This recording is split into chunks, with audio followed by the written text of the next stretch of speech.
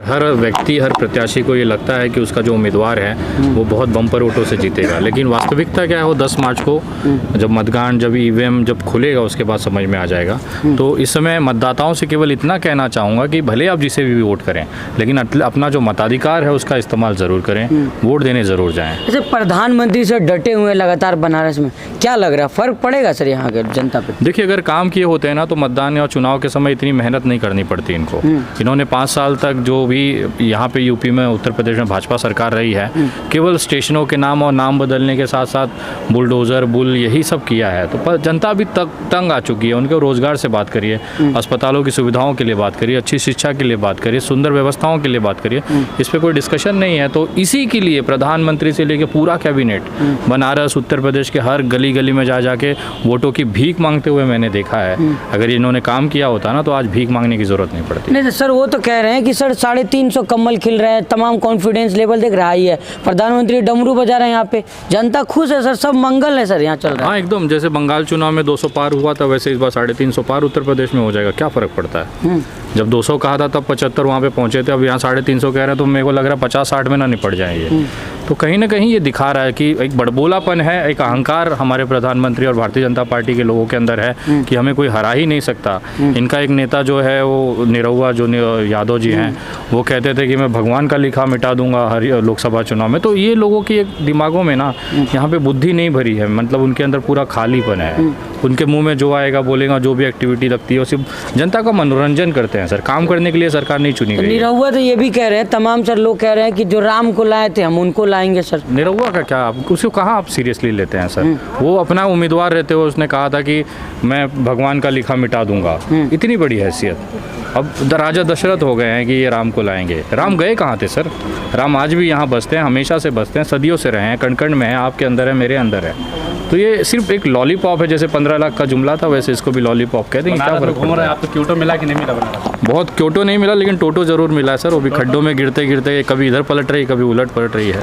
टोटो मतलब आपका इलेक्ट्रॉनिक गाड़ी जो ई रिक्शा है, उसे टोटो कहते हैं बनारस में। तो वो जरूर मिला, लेकिन क्योटो में खोजते रह गया, अभी तक नहीं मिला है। रोडों का तो बहुत विकास हुआ, फिर गड्ढे कहाँ मिले? क्या चीज़? रोड तो बना, कौन से सड़कों पे घूम रहे हैं सर आप? जरा बस लहर तारा में घूम जाइए, ज़्यादा कुछ नहीं। बनारस की जो एंट्री पॉइंट्स है वहाँ घूम जाइए। देखिए क्या होता है ना, इवेंट करना बहुत आसान है। 4 ठो लाइट लगा देने से खंबा एकदम मस्त खूबसूरत और अमेरिका जापान नहीं हो जाता है। उसकी मूलभूत सुविधाएं आप कितना देते हैं वो देखिए आप। जो सड़कें आपको दिखाई जाती है, सोशल मीडिया पे दिखाई जाती है, केवल एक सड़क दिखाई जाती है। कभी कभी तो बंगाल की सड़क चुरा के यहाँ पे दिखा दी जाती है कि नहीं ये उत्तर प्रदेश का सड़क है। तो सिर्फ मार्केटिंग है सर, पब्लिक को बेवकूफ़ बनाना ही एकमात्र इनका काम है। अपराध तो खत्म किया है ना यूपी में? कैसे खत्म नहीं होगा सर? सारे अपराधियों को भारतीय जनता पार्टी में ले आए। अच्छा, अपराध तो अपने आप खत्म हो जाएगा। जो क्रिमिनल्स हैं, जो रेपिस्ट हैं, वो भारतीय जनता पार्टी का पट्टा पहन लिए तो क्राइम दिखेगा कहाँ से?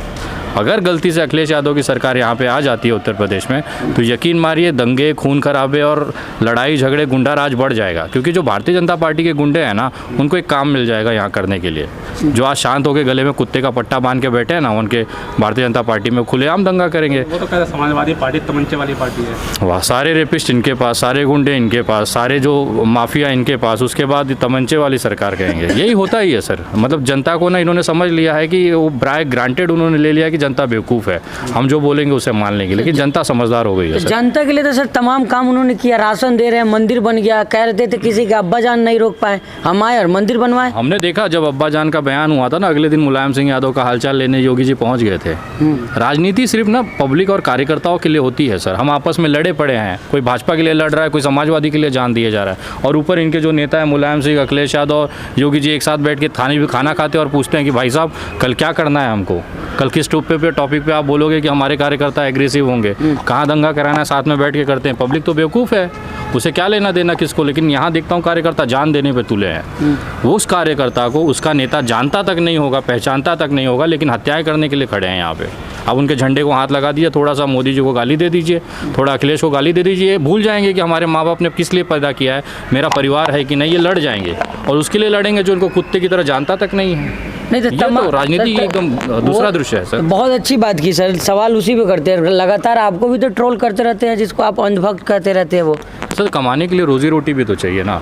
वो अगर ट्विटर पे आके ट्वीट नहीं करेंगे, ट्रोल नहीं करेंगे तो 1 रुपया प्रति ट्वीट कैसे मिलेगा? पहले तो 2 रुपया मिलता भी, तो अभी तो रिसेशन की वजह से महंगाई इतनी बढ़ गई कि IT सेल ने भी, भाजपा ने बोल दिया नहीं 1 रुपये से ज़्यादा नहीं मिलेगा, करना है करो, नहीं तो भाग जाओ यहाँ से। पार्टी के लोगों से ज्यादा विरोध तो सर आपका ट्विटर पे चलते रहता है, Facebook पे करेंगे ना, चलता मैं है। वही कह रहा हूँ ना, विरोध नहीं करेंगे तो रोजी रोटी कैसा? बिजनेस आप दे रहे हैं लोगों को क्या? भाई देखिए, मैं बिजनेस दूँ या ना दूँ, लेकिन मेरा बिजनेस अच्छा चलता है। अच्छा। जितना मुझे सोशल मीडिया पे करते हैं, ट्रोल करते हैं, यूट्यूब पे करते हैं, मेरी वीडियोस उतनी चलती हैं। रेवेन्यू जनरेट होता है, आप सब यूट्यूबर है, जानते हैं ये साला खेला क्या है इसमें। अच्छा 1 मिलियन व्यू पे कितना पैसा है सर? सारा खेला मतलब यही खोल लीजिएगा नहीं क्या? तो पब्लिक को पता होना चाहिए ना, इनको IT सेल ही आज मेरी सबसे बड़ी बुनियाद है। मैं इनको जब तक लतियाते रहूँगा, गरियाते रहूँगा, ये मेरे को एकदम पॉपुलर करते रहेंगे, मेरे व्यूज़ बढ़ते रहेंगे, मेरे चैनल, मेरे फेसबुक पेज से। मैं बता रहा हूँ ना, एक 6-6, 8-8, 10-10 हज़ार डॉलर महीने के आते हैं सर। कहाँ ऐसी नौकरी मिलेगी कि गाली देने के पैसे सर मिलते भाजपा हैं? फिर सही है ना, फिर विरोध क्यों कर रहे हैं सर आप किसका? उसका? उसी का तो रोजे दे रही है आपको। सर रोज ही आपका रोजगार रोटी नहीं दे रही है। हाँ। जो ट्रोल कर रही है उनको मेरे पीछे लगा है, मैं तो अपना काम कर रहा हूँ। हाँ। मैं अगर महाराष्ट्र में मजदूरों की आवाज़ उठाता हूँ, वहाँ पे तो भाजपा सरकार नहीं थी, वो तो विपक्ष में थी, तब आप कह सकते थे कि नहीं देखो भाजपा के साथ मिलकर विनय दुबे विरोध कर रहा है सरकार का। मैं अपना काम कर रहा हूँ, सरकारों से ही सवाल पूछा जाएगा। अगर वहाँ कांग्रेस होगी, राजस्थान में जब रेप हुआ था तो हम लोग राजस्थान सरकार का विरोध किए थे, तब कोई भाजपा या कोई नहीं बोला यार ये तो भाजपा के साथ में खड़ा होकर दिख रहा है। हमारा काम एक एक्टिविस्ट का काम होता है, जहाँ गलत हो वहाँ आवाज़ उठाइए। और रही बात ट्रोलर्स को, तो उसी के लिए तो उनको रखा गया है कि जो भाजपा का विरोध करे उसको ऊपर मुंह उठा के भौंको।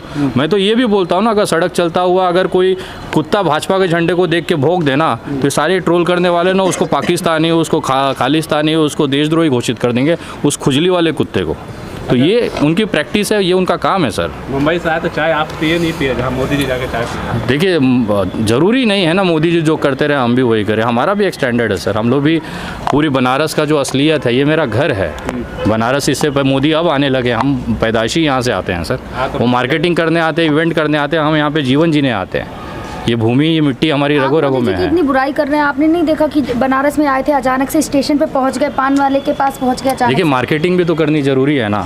मैं ABP न्यूज़ और बाकी न्यूज़ चैनल देख रहा था ना, उसमें दिखाया जा रहा था कि मोदी जी हेलीकॉप्टर से उतर गए हैं, गाड़ी का दरवाज़ा खुल गया है, मोदी जी बैठ चुके हैं, उनका एक टांग बाहर आ गया है, कुर्ता भगवा पहना हुआ है, मुंह पर रौनक अलग से है, बाल काले करवाए गए हैं, पान खा लिया, आंसू गिर रहे हैं। ये ब्रेकिंग न्यूज़ चल रही हैं सर।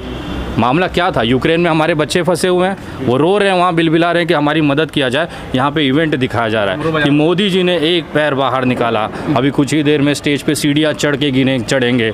एक चैनल दिखा रहा है कि पहली सीढ़ी चढ़ चुके हैं, दूसरी पे कदम रखा जा रहा है। ये ब्रेकिंग न्यूज़ है। डमरू में तो बजा सकते। भाई साहब वही कह रहा हूँ ना, आप पब्लिक इवेंट देखना चाहती है, वो इवेंट दिखा रहा है। मैं सबसे बेहतरीन पॉलिटिशियन नरेंद्र मोदी को मानता हूँ कि पूरी दुनिया को बेवकूफ़ बना के रखा है उस आदमी ने। वो जो दिखाना चाहता है आप वही देखेंगे। आपका सवाल आप भूल जाते हैं। बनारस में आएंगे लोग भूल जाएंगे कितने शिवलिंग यहाँ पे तोड़ के गटरों में फेंक दिए गए, कितने ही मंदिरों जो पौराणिक मंदिर हैं जो 500 हज़ार साल पुराने, तो उनको उखाड़ के गटर में डाल दिया गया। बस एक डमरू वाला पूरा काशी भूल गया कि हमारे महादेव का अपमान हुआ। विरोध क्यों नहीं कर रहा जब आप 500 साल मंदिर तोड़ दिए तो? भाई विरोध हुआ है ना, किसने कहा नहीं हुआ है? जम के विरोध हुआ है बनारस में। आज मोदी जी को सड़क और रोड स्टॉप करने की क्या ज़रूरत पड़ रही है? मोदी जी पूरा कैबिनेट उतर के क्यों बनारस में प्रचार कर रहे हैं? उनको पता है जो उन्होंने किया है ना, यहाँ की जनता उनको भुगाएगी अभी। और अगर एकदम अच्छे से काम किए होते रहते तो आज क्या ज़रूरत थी मेहनत करने की?